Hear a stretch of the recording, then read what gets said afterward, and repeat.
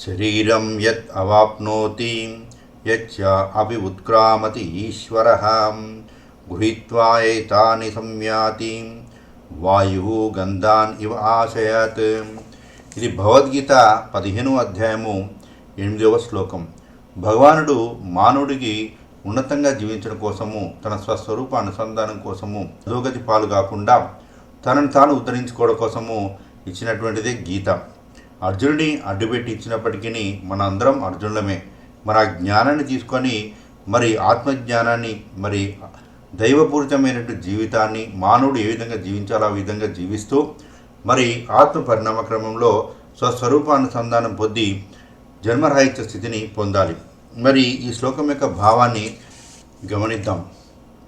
వాయువు ఒక చోటు నుండి ఇంకొక చోటుకు వాసనలను తీసుకొని పోయినట్టుగానే జీవాత్మ మనస్సు ఇంద్రియ వాసనలను తీసుకొని ఈ శరీరాన్ని విడిచిపెట్టి ఇంకొక శరీరాన్ని పొందుతుంది.